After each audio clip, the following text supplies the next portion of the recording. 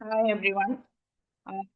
இந்த இன்டர்நெட் பத்தி நான் பேசலாம், சமூக வலைதளங்களை பத்தி பேசலாம்னு நிறைய சப்ஜெக்ட்ஸ் பேசலாம்னு. பட் நீ பார்க்க தான் ஆள் இல்லை அப்படின்றது தான் சொல்லிக்கணும். ஏன்னா பிக் பாஸ் பத்தி பேசினாக்க வியூஸ் வருது, மற்ற எதை பத்தி பேசினாலும் வந்துட்டு வியூஸ் வரதில்ல.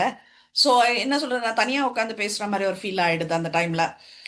ஸோ இந்த சோஷியல் மீடியா பத்தி நான் பேசணும்னு சொல்லிட்டு ஒன்ஸ் அப்பான் அ டைம் வந்துட்டு இது தப்பு இது ரைட்டுன்னு தெரியாம வந்துட்டு நிறைய விஷயங்கள் எல்லாம் பண்ணிட்டு இருந்தாங்க. இன்னைக்கு இது தப்புன்னு தெரிஞ்சே வந்துட்டு நிறைய விஷயங்கள் பண்றாங்க. அவ்வளவுதான், மேஜர் டிஃபரன்ஸ் அவ்வளவுதான் இருக்காங்க.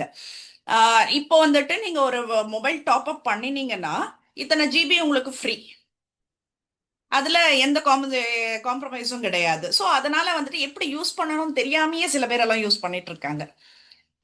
இது எதுக்கு சொல்ல வரேன் அப்படின்னா, ஒரு சோஷியல் அவேர்னஸ்க்காக வந்து ஒரு சைபர் ஃப்ராடுலண்ட் பத்தி ஒரு வீடியோ பண்ணியிருந்தேன் ஒரு 2-3 days பேக்கு.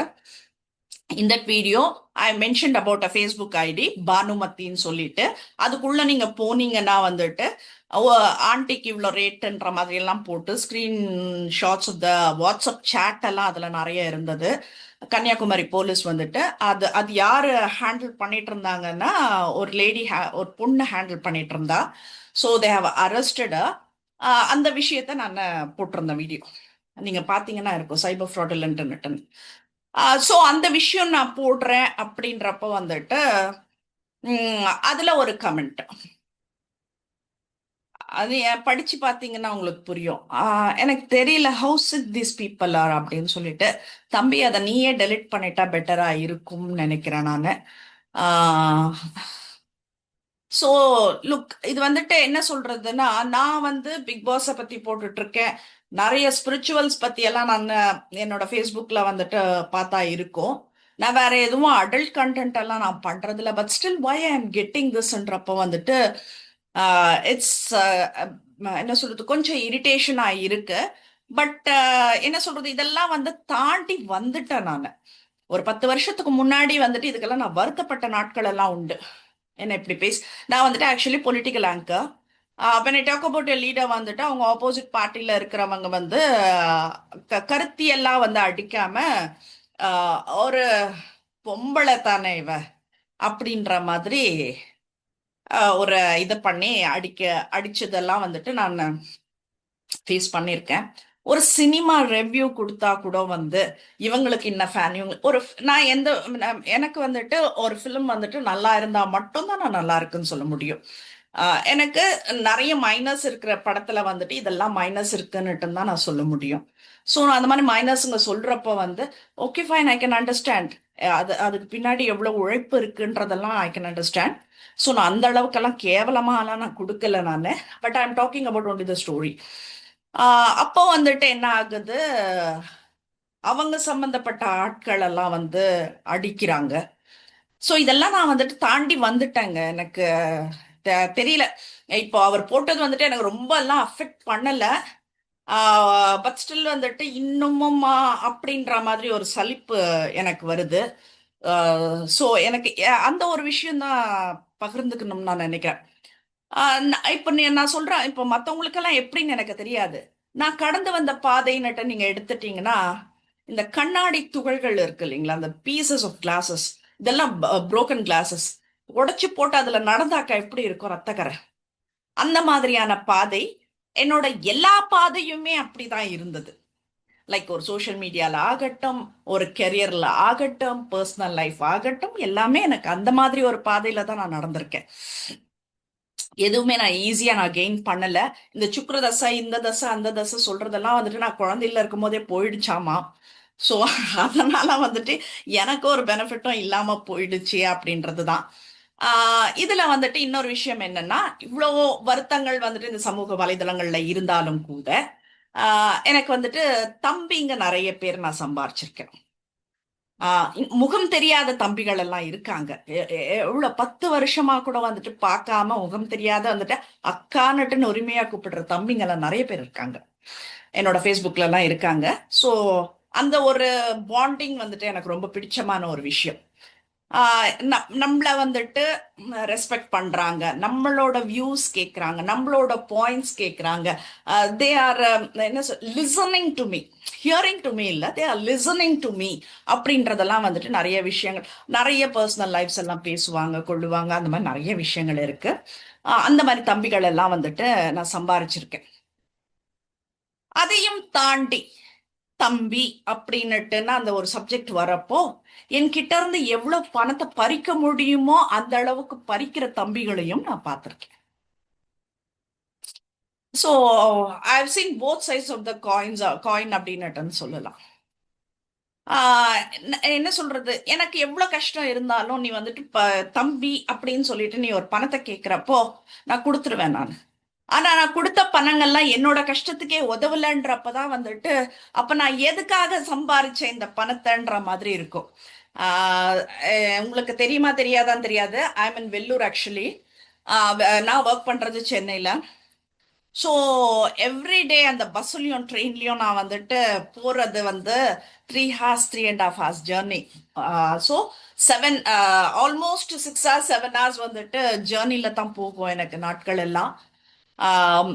அந்த மாதிரி இடிபாடுகள்ல வந்து சிக்கி சின்ன பின்னமாகி தான் வந்துட்டு நான் ஆஃபீஸ்க்கு போய் ஒரு இன்டர்வியூ எடுத்து கொடுத்துட்டு நான் வருவேன் நான். அந்த மாதிரி விஷயங்கள் எல்லாம் நடந்திருக்கு. ஸோ அப்படியெல்லாம் நான் ரத்தம் சிந்தி வியர்வை சிந்தி பணம் சொல்றாங்கல்ல, உழைச்ச பணம் நம்ம கிட்ட நிற்கும் அப்படின்னுட்டுன்னு, அதெல்லாம் கிடையவே கிடையாதுங்க. இந்த மாதிரி யாராவது தட்டி தூக்குற தம்பிங்கள மாதிரி நீங்க சம்பாரிச்சீங்கன்னாக்கா தட்டி தூக்கிட்டு போயிட்டே இருப்பாங்க. ஒரு ஹோட்டல்ல உட்காந்து சாப்பிட்டுட்டு இருக்கேன் நான், எனக்கு பில் பே பண்றதுக்கு காசு இல்லக்கா, எனக்கு ஒரு 200 ரூபாய் போட்டு விடுக்கா அப்படின்னா நம்ம 500 ரூபாய் போட்டு விடுற ஏமாளி நம்ம, கோமாளி நம்ம. ஸோ அந்த மாதிரி ஆள் நான். நிறைய ஏமாந்திருக்கேன் பண விஷயத்தில். என்ன சொல்றது, அந்த மாதிரி தம்பிகளையும் நான் சம்பாரிச்சிருக்கேன். இது எதுக்கு சொல்றேன் அப்படின்னா, கொரோனா டைமை பத்தி நான் பேசணும்னுட்டுன்னு நினைக்கிறேன் நான். இப்போ நான் என்ன சொல்றேன்னா, இப்போ இந்த நான் ஒரு ஜேர்னலிஸ்ட்ன்றது அந்த சப்ஜெக்டுக்கு வரேன் நான். அப்ப அந்த இடத்துல என்ன ஆகுது, என்ன ஒரு சங்கம் அப்படின்னுட்டுன்னு ஒண்ணு, ஒரு சங்கத்துல என்ன பண்றாங்க, மகளிர் அணியில தலைவியா ஒன்று போடுறாங்க. எனக்கு என்னமோ கிரீடம் வச்ச மாதிரி இருந்தது. ஆஹா, நம்மள தலைவியெல்லாம் போட்டாங்கடா அப்படின்னுட்டுன்னு. என்ன சொல்றது, கேரளா போலாம், இதுக்கு போலாம் அப்படின்ற மாதிரி எல்லாம் ஒரு மாய பிம்பம் அப்படி ஒன்று கிரியேட் பண்ணிட்டேன். பட் அது வந்துட்டு என்கிட்ட இருந்து பணத்தை சுரண்டுறதுக்கான இதுன்றது எனக்கு தெரியாது. ஸோ ஒரு பார்ட் ஆஃப் டைம் வந்துட்டு என் ஹஸ்பண்ட் இறந்து ஒரு 6 months இருக்கும். அந்த டைம்ல வந்துட்டு அந்த இதுல இருந்து ஒருத்தர் கால் பண்ணிட்டு சொல்றாரு, மேடம் மற்ற மெம்பர்ஸ் எல்லாம் வந்துட்டு 1000 rupees கொடுத்துருக்காங்க, சில பேர் 2000 கொடுத்துருக்காங்க, யூ ஹாவ் டு கிவ் 5000. எதுக்கு அப்படின்னு கேக்குற. ஒருத்தரோட அப்பா இறந்துட்டாரு, நம்மளோட உறுப்பினர்ல இருந்து ஒருத்தரோட அப்பா இறந்துட்டாரு, அதுக்காக அந்த பணம் வச்சுட்டு அவங்களுக்கு பணம் கொடுக்கறதுக்கு அப்படின்னாங்க. Okay fine. நான் அதை அப்ரிஷியேட் பண்றேன், கொடுக்குற நம்ம எவ்வளவு முடியுமோ அவ்வளவு கொடுக்க போறோம், நம்மளுக்கு வந்துட்டு 5000 தான் கொடுக்கணும்ன்றது இல்லை அப்படின்னா ஐம் ரெடி டு ஹெல்ப். அப்ப நான் கேட்டேன் நான், என் ஹஸ்பண்ட் இறந்தப்போ வந்துட்டு யாருன்னா இப்படி பண்ணீங்களா அப்படின்னு கேட்டேன் நான். There was no answer. என்னோட ஹஸ்பண்ட் வந்துட்டு கொரோனா டெத் 2020ல நைட் 11:30க்கு, எனக்கு 12:30க்கு ஹாஸ்பிட்டல்ல இந்த மாதிரி ஆச்சு அப்படின்னு நியூஸ் வருது. அப்போ என்ன சொல்றாங்க, 6 o'clock வந்தீங்கன்னாக்கா உங்களுக்கு ஃபேஸ் காட்டுறோம், ஏன்னா அப்போ ரொம்ப சிவியரா இருந்தது, ஃபேஸ் காட்டுறோம், மற்றபடி ஹேண்ட் ஓவர் பண்ண மாட்டோம் அப்படின்னு சொல்றாங்க. ஸோ ஓகே நட்டுன்னு நான் 5 o'clock எல்லாம் போயிட்டாங்க நிக்கிறேன். வெயிட் பண்றேன் ஒரு 10 மணி வரைக்கும் ஒரு சின்ன சுவடு கூட இல்லைங்க. அதுக்கப்புறம் ஏதேதோ பண்ணி கேட்டு கொண்டு ஒரு வழியா வந்துட்டு ஒருத்தர் மார்ச்சுவரியில இருக்கு, வந்து பார்த்துட்டு போங்க அப்படின்னு சொல்லிட்டுன்னா மார்ச்சுவரி கூட்டிட்டு போனாரு. ஹஸ்பண்ட் வந்துட்டு வாசல்லயே படுக்க வச்சிருந்தாங்க. ஆஹ் எங்க வீட்டுல எப்படின்னா பூஜைகள் எல்லாம் நிறைய பண்ணுவோம். அப்போ அந்த மாதிரி வந்துட்டு தெரியாதனமா வந்துட்டு என்னை இடிச்சிட்டாருன்னா கூட போய் ஒரு சொம்பு தண்ணி மேல ஊத்திட்டு வந்துட்டு தான் அவர் பூஜையை அடுத்தது பண்ண ஆரம்பிப்பாரு. ஸோ அந்த மாதிரி ஒரு மனுஷனை வந்துட்டு நான் தரையில பார்க்குறப்போ ரொம்ப கஷ்டமா இருந்தது எனக்கு. ஸோ பார்த்தேன். ஓகே. என்ன சொல்றது, எப்படின்றத வந்துட்டு நாம எழுதுறது இல்ல, அவன் எழுதுறான் அப்படின்ற மாதிரி ஒரு வருத்தம் இருந்தது. அப்போ வந்துட்டு எனக்கு அங்க ஹாஸ்பிட்டலுக்கு போறதுக்கு எப்படி அலோ பண்ணுவாங்களா, போறதுக்கு அந்த டிராவலிங் ஏதாச்சும் இருக்குமான்ற மாதிரி ஒரு கேள்விக்குறி இருக்கிறப்போ ஒரு சக ஜேர்னலிஸ்ட் வந்துட்டு எனக்கு ஹெல்ப் பண்ணாரு. போ பிரியா பாத்துக்கலாம், இதெல்லாம் நான் எனக்கு கால் பண்ணேன். இதெல்லாம் எப்ப நடக்குதுனாக்கா 2 மணி ராத்திரிக்கு நடக்குது. அதுக்கப்புறம் வந்துட்டு எனக்கு ஃபர்ஸ்ட் கால். இப்ப அவர் அந்த ஜேர்னலிஸ்ட் வந்துட்டு ஃபேஸ்புக்ல போஸ்ட் போடுறாரு. பிரியா குருநாதனுடைய கணவர் இறந்து விட்டார் கொரோனால அப்படின்னு சொல்லிட்டுன்னு ஒரு போஸ்ட் போடுறாரு. அது எல்லாருமே ஷேர் பண்ண ஆரம்பிக்கிறாங்க. அப்போ வந்துட்டு எனக்கு ஃபர்ஸ்ட் கால் பிஜேபி கேடி ராகவன் அவர்கள் கிட்ட இருந்து வந்தது. பட் என்னால எனக்கு என்ன பேசுறதுன்னு தெரியலங்க அந்த நேரத்துலலாம். என்ன பண்ணணும், இப்ப அவங்க கால் பண்ண நான் என்ன ரெஸ்பான்ஸ் பண்ணணும்ன்றது கூட எனக்கு தெரியல. நான் ஒரு இதுல இருக்கேன் அந்த டைம்ல. ஸோ அப்ப என்ன ஆகுது அப்படின்னா, நான் ஐ டென்ட் அட்டெண்ட் எனி கால்ஸ். நான் ஃபோனை வச்சுட்டேன். நான் பேசாம எனக்கு வருது, கால்ஸ் எல்லாம் வருது.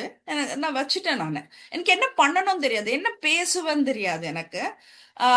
எனக்கு இது this was running on my mind. எப்போ பார்ப்போம் எப்போ பார்ப்போன்ற மாதிரி ஒரு இது இருந்தது. ஸோ அப்ப என்ன ஆகுது அப்படின்னா, ஒரு 10 o'clock வந்து கூப்பிட்டுட்டு அது காட்டுறப்போ வந்துட்டு அந்த முகத்தை இது வரைக்கும் தான் எனக்கு காட்டினாங்க. கதறி அழுத. ஃப்ராக்ஷன் ஆஃப் செகண்ட்ல வாங்க வாங்க அவங்க பார்த்தாங்கன்னா கத்துவாங்க, பார்த்தாங்கன்னா கத்துவாங்க அப்படின்னுட்டுன்னு ஒரு கூச்சல் போட ஆரம்பிச்சிட்டாங்க. சரின்னு சொல்லிட்டு அதுக்கப்புறம் வந்தாச்சு. அதுக்கப்புறம் என்ன பண்றாங்க, ஹெல்த் இன்ஸ்பெக்டர் எல்லாம் வந்து இப்ப தரேன் அப்ப தரேன்னுட்டுன்னு சொன்னவங்க எல்லாம் என்ன பண்றாங்க, இன்னைக்கு ஆகாது மேடம், எல்லாம் பிஸியா இருக்கும், நாளைக்கு இது பண்ணிக்கலாம், ஃபைனல்ஸ் பண்ணிக்கலாம், அந்த ஃபைனல் இதெல்லாம் பண்ணிக்கலாம். அதுக்கப்புறம் இது என்னது இது, ஒரு இது கூட பண்ண விடாம பண்றாங்களே அப்படின்னுட்டு வெள்ளூர்ல நான் இருக்கிறதுனால எம்பி கதிரானந்த் அவர்கள்கிட்ட கால் பண்ணி பேசினேன் நான். அவர் அவர் வந்துட்டு உடனே டீனுக்கு பேசினாரு. அது என்னன்றத பார்த்து இது பண்ணுங்க அப்படின்னு, ஷீஸ் அ ஜேர்னலிஸ்ட் அப்படின்றதா அவரு சொல்லி அவர் கொஞ்சம் எனக்கு இது பண்ண ரெஃபர் பண்ணாரு. அவர் பேசினதுக்கு அப்புறம் தான் ஹெல்த் இன்ஸ்பெக்டர் வந்தாரு. வந்துட்டு எம்பி பேசினாரு அப்படின்னு சொல்லிட்டு வந்தாரு. வந்து பேசிட்டு அதுக்கப்புறம் என்ன பண்ணாங்க, அந்த அவங்க ஃபார்மாலிட்டிஸ் அப்போ முடிக்கிறதுக்கே வந்துட்டு மணி 6 பண்ணினாங்க. 6 மணிக்கு வந்துட்டு மார்ச்சுவரியில இருந்து, அது ஸ்லாண்டிங்கா இருக்கும், மார்ச்சுவரியில இருந்து இறக்கி கீழே வச்சாங்க. அப்பவும் இவ்வளவு தூரம் தான் காட்டினாங்க. மாலையை போட்டு ஒரு தேங்காய் அங்க உடைச்சி சூடம் ஏத்திட்டு சாமி கும்பிடுற மாதிரி அவரை கும்பிட்டோம். அவ்வளவுதான் நடந்தது. அழுதேன். அதுக்கப்புறம் வந்து ஆம்புலன்ஸ்ல அவங்களா கூட்டிட்டு போறாங்க. நம்ம யாரும் ஏறக்கூடாதுன்னு சொல்லிட்டாங்க, ஏன்னா கொரோனா பேஷண்ட்ன்றதுனால அவங்களா கூட்டிட்டு போனாங்க. நாங்க கார்ல பின்னாடி போனோம். அங்க மயானத்துல, ஐ மீன் அந்த எலக்ட்ரிக்கல் இதுல பண்றாங்க இல்லைங்களா, சோ அந்த இடத்துல போயிட்டு சரி அங்க ஒரு வாட்டி போய் பார்த்து பார்ப்போம் அந்த முகத்தை அப்படின்னு சொல்லிட்டு போனா அங்க வந்துட்டு காட்ட மாட்டேன்னு சொல்லிட்டாங்க. எவ்ரி திங் இஸ் ஓவர் இந்த ஹாஸ்பிட்டல் இட் செல்ஃப். அங்கிருந்து வந்து இங்கெல்லாம் நாங்க காட்டவே மாட்டோம், ஓப்பனே பண்ண மாட்டோம். ஆக்சுவலி வந்துட்டு இங்க வரைக்குமே ஜிப்பு தான் போட்டிருக்காங்க. இவ்வளவுதான் காட்டுறாங்களே ஃபேஸ் அப்பெல்லாம். பாடி நான் பார்க்கவே இல்லைங்க. பாடி நான் பார்க்கவே இல்லை நானு. ஸோ அந்த மாதிரி இதுதான் வந்துட்டு. அந்த ஃபார்மாலிட்டிஸ் எல்லாம் அங்கே முடிச்சிட்டு அதுக்கப்புறம் என்ன சொல்றது, பாடியை பார்க்காமயே வந்துட்டு அந்த முகத்தை பார்க்காமயே வந்துட்டு எல்லாம் முடிஞ்சது. பார்த்துட்டு அந்த ஃபைனல்ஸ் எல்லாம் அந்த இதில் எரியறதெல்லாம் பார்த்துட்டு கிளம்பி வந்தாச்சு. அதுக்கப்புறம் தான் வந்துட்டு ரொம்ப அழுது நான் கொஞ்சம் சாந்தமானதுக்கு அப்புறமா கால் பண்ணி எல்லாருக்கும் பேசினேன் நான்.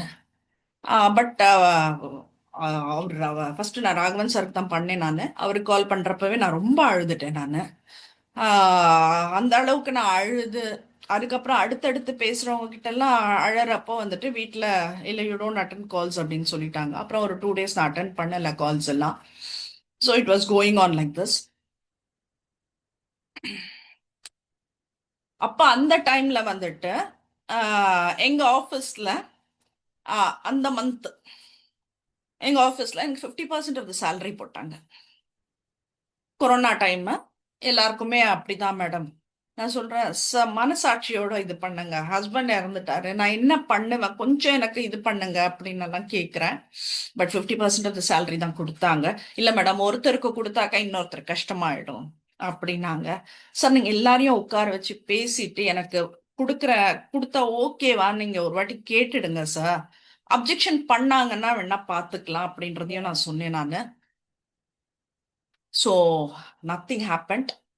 அந்த 50% சேலரி வாங்கிட்டு இருந்தேன். கஷ்டமா இருந்தது.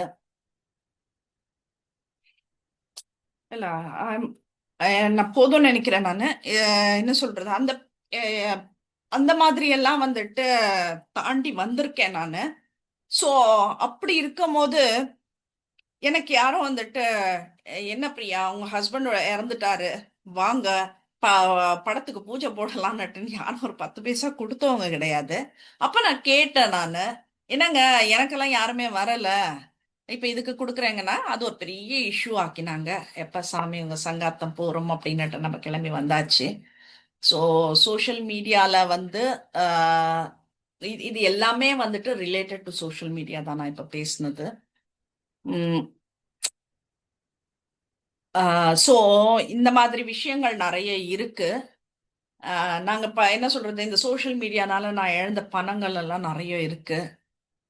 இப்போ அப்போ இழந்துட்டேன். இப்போ வந்துட்டு நான் யாருக்குமே வந்துட்டு உண்மையிலேயே யாருக்குன்னா அடிபட்டு இருந்தா கூட கொடுக்கறதுக்கு மனசு வருமான்றது எனக்கு தெரியல.